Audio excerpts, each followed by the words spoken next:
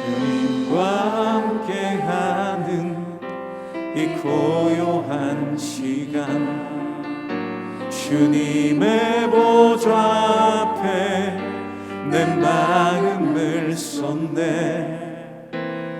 모든 것 아시는 주님께 감출 것 없네.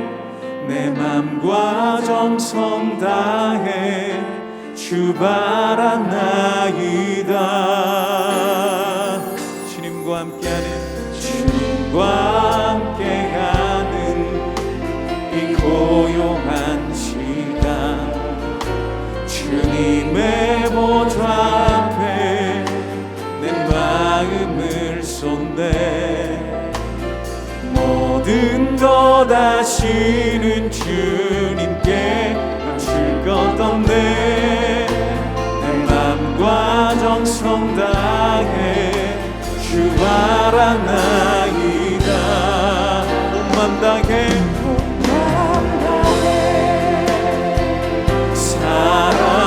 사랑합니다.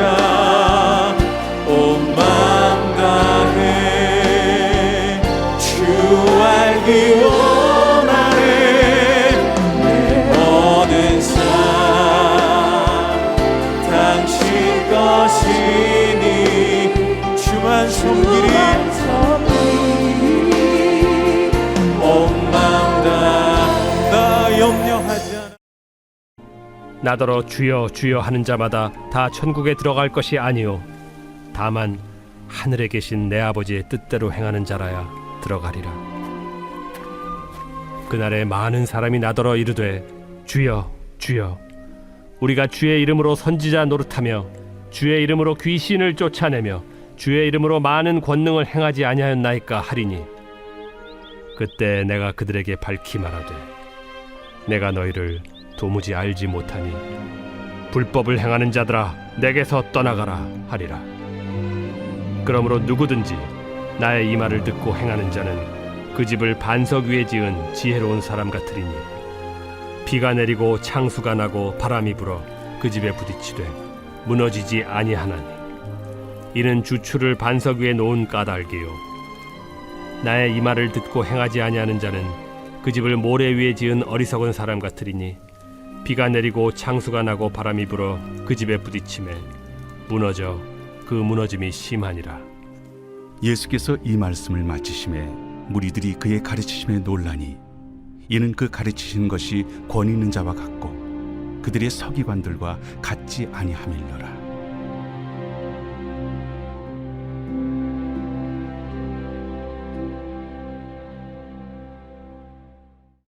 샬롬, 새벽 예배에 오신 모든 성도님들을 환영하고 축복합니다. 오늘도 주님께서 저와 여러분에게 주신 진리의 말씀으로 인해 승리하는 하루가 되기를 축복합니다. 반석 위에 지은 집이라는 제목으로 하나님 말씀 나누겠습니다. 우리가 계속해서 살펴보고 있는 산상수훈의 말씀은 하나님 나라에 속한 하나님의 백성들이 살아야 되는 삶의 바람직한 모습에 대해 말씀해주고 계십니다. 예수님께서 오심으로 하나님의 나라가 이미 임했고 산상수훈의 삶을 통해서 그 나라를 맛보면서 살아갈 수 있게 되었죠. 오늘 본문은 이 산상수훈이 마무리되는 부분입니다.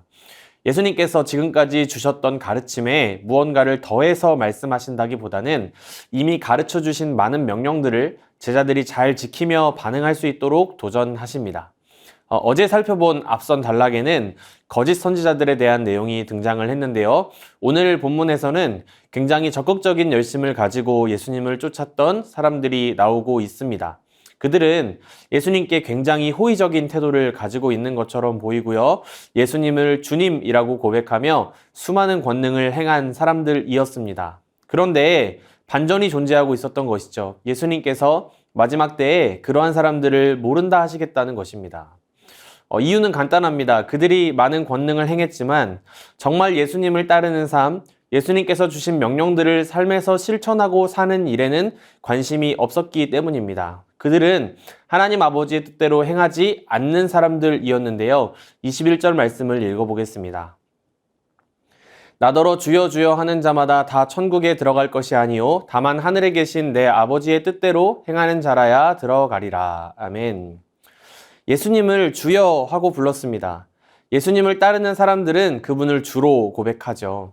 이것은 지극히 자연스러운 것이고 결코 가볍지 않은 고백입니다. 그런데 주님께서는 그것만으로 천국에 들어가는 것은 아니며 주님을 주로 고백하는 자들 중에 천국과 거리가 먼 자들도 있을 수 있다라는 무서운 말씀을 하시는 것입니다. 여러분, 천국에 들어간다는 것은 산상수훈에서 굉장히 핵심적인 내용입니다. 왜냐하면 하나님 나라의 새 공동체에 속한 하나님 백성에게 요구되는 새로운 나라의 법칙이 바로 산상수훈이기 때문인데요. 그렇기 때문에 천국에 들어갈 수 없다라는 것은 주님의 나라와 주님의 법에 무관한 사람이다라는 것을 의미하고 있습니다. 그럼 어떤 사람들이 천국에 들어간다고 말씀하고 계십니까? 하늘에 계신 아버지의 뜻대로 행하는 자라야 허락된다라고 말씀하신 것이죠. 하나님 나라의 가치대로 주님의 명령대로 살지 않으면서 예수님을 주로 부르는 사람들은 그분의 나라에 합당하지 않다는 것입니다. 우리가 드라마를 볼 때 자주 나오는 단골 대사 중에 이런 말이 있습니다. 누가 네 어머니야? 들어보셨나요? 왜 이런 대사가 나올까요? 어머니가 볼 때 자기 자식의 여자친구 혹은 남자친구가 본인이 생각하는 배우자의 모습에 합당하지 않다라고 느끼는데 자신에게 어머니 호칭을 쓰니까 화가 난 것이죠. 호칭만으로 관계가 이루어질 수는 없다는 것을 볼 수 있습니다. 예수님의 가르침을 삶의 기준으로 삼지 않고 그분의 말씀을 실천함이 없는데 아버지의 뜻대로 행하는 일에는 관심이 없는데 그저 주님을 주로 부르는 자들은 하나님 나라에 합당하지 않습니다. 그런데 그들은 단순히 호칭으로만 주님을 부른 것은 아니었습니다. 수많은 능력들도 행했다는 것을 볼 수 있는데요. 본문 22절을 읽어보겠습니다. 그날에 많은 사람이 나더러 이르되 주여 주여 우리가 주의 이름으로 선지자 노릇하며 주의 이름으로 귀신을 쫓아내며 주의 이름으로 많은 권능을 행하지 아니하였나이까 하리니. 그들은 선지자 노릇, 즉 예언하는 자들이었으며 귀신을 쫓아내는 축기 사역과 주의 이름으로 행하는 권능, 즉 기적들을 경험한 사람들이었습니다. 그렇기 때문에 그들은 주님께 변론하는 것입니다. 주여, 우리가 주의 이름으로 이 일들을 했습니다. 여기서 주의 이름으로가 3번이 나오는데요. 주의 이름으로 선지자 노릇을 했고 주의 이름으로 귀신을 쫓아냈고 주의 이름으로 많은 권능을 행했습니다. 이것은 다 주님을 위해 한 것입니다 라고 변론하는데 주님께서는 뭐라고 하십니까? 23절 말씀. 그때에 내가 그들에게 밝히 말하되 내가 너희를 도무지 알지 못하니 불법을 행하는 자들아 내게서 떠나가라 하리라. 주님은 그들을 도무지 알지 못한다라고 말씀하십니다. 그들이 주의 이름으로 이 일들을 행했지만 사실 주님을 위해 한 것이 아니라 자기 자신을 위해 이 일들을 행했다는 것을 말해줍니다. 예수님의 이름으로 행했던 일들이지만 예수님과는 무관한 일이었던 것이죠. 예언은 무엇입니까? 장래일을 말하는 것이고 또 대언의 의미도 지니고 있습니다. 하나님의 말씀을 대신해서 전하는 일이었고요. 축기는 귀신을 쫓아내는 사역, 또 권능은 기적들, 특히 병을 고치는 일들이 많았을 것입니다. 이 일들은 누가 하시던 일들입니까? 바로 예수님께서 하시던 일들이죠. 그런데 이것이 주님과 무관한 일이 될 수도 있다는 것입니다. 여러분, 우리가 세상을 살아가면서 정말 많은 그리스도인들을 만납니다. 누가 봐도 주님을 멋지게 섬기는 사람들, 저 사람은 신앙이 참 좋다 하는 사람들이 있죠. 기도를 정말 수려한 문장으로 하고 오래 또 자주 기도하며 여러 사역들을 잘 감당하는 사람들이 있습니다. 그것이 잘못되었다는 것이 아니라 그러한 겉으로 드러난 모습만으로는 그 사람이 정말 좋은 그리스도인인지 하나님 나라에 합당한 사람인지 우리는 알 수 없다는 것입니다. 사역자들도 마찬가지입니다. 설교를 너무나 잘하고 능력이 나타나는 목회자들이 있죠. 목사님의 신방을 받으면 속이 시원해지고 기도의 영성이 충만해 보이는 목사님들이 계십니다. 그것들은 다 성령 충만한 사람들에게서 나타나는 특징이기 때문에 실제로 좋은 목사님일 확률이 큽니다. 그러나 그렇게 겉으로 드러나는 은사들만으로 그 사람이 정말 하나님 나라에 합당한 사람이다라고 판단할 수는 없다는 것입니다.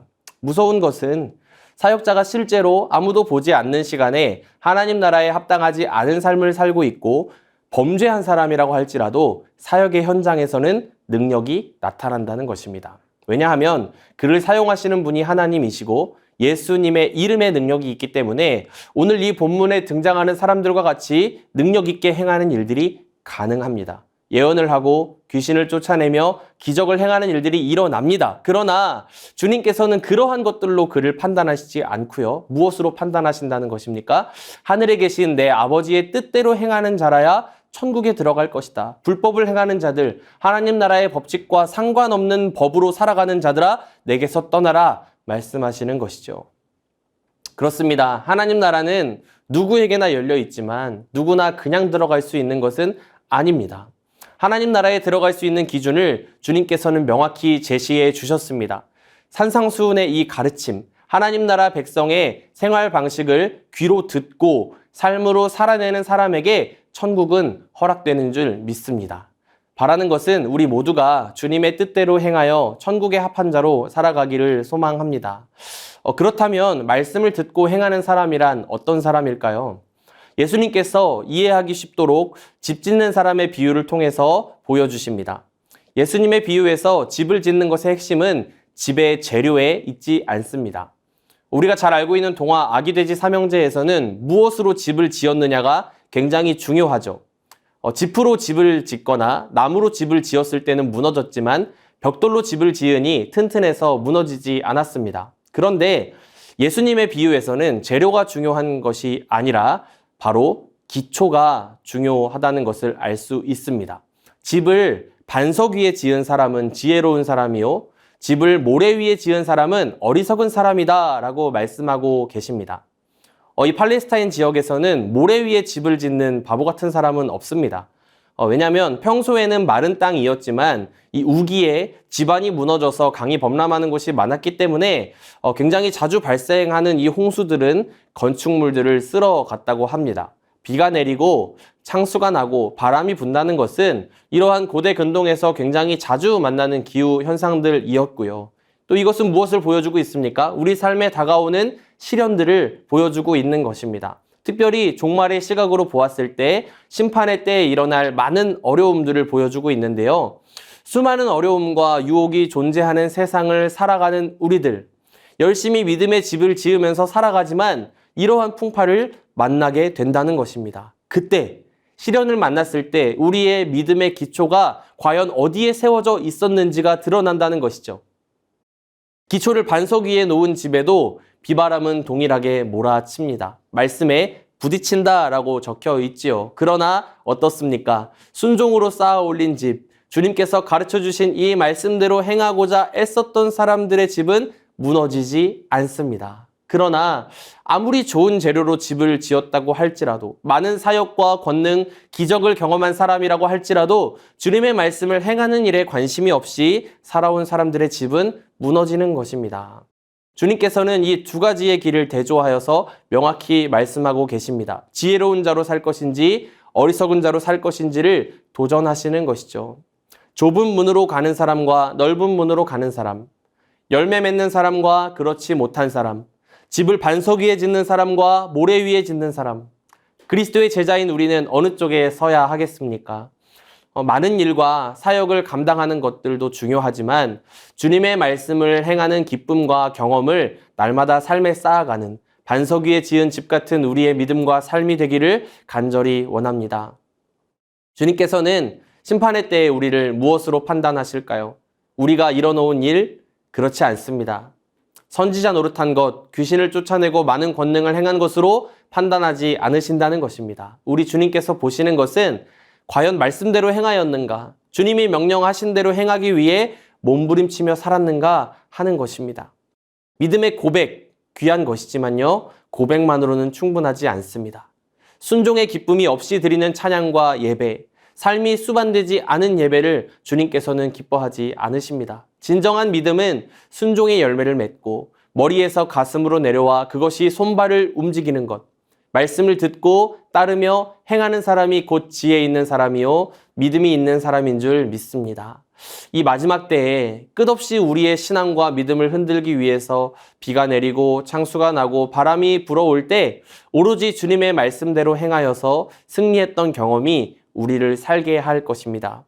그렇게 날마다 우리에게 주신 이 귀한 말씀, 주님께서 주신 명령대로 하나님 나라의 방식대로 순종하며 행하기를 기뻐하는 우리들, 반석 위에 집을 지은 지혜로운 자같이 살아가는 저와 여러분의 삶이 되기를 간절히 원합니다.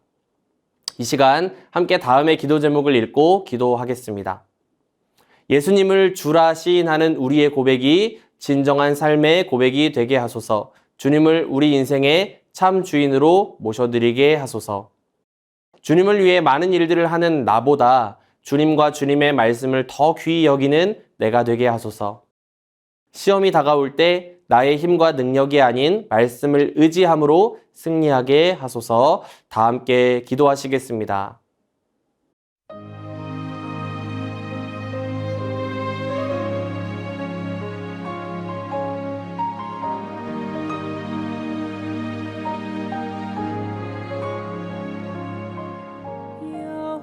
여호와는 나의 목자시니 내가 부족함 없으리. 푸른 초장에 누이시며 나를 쉴 만한 물가로 오 주께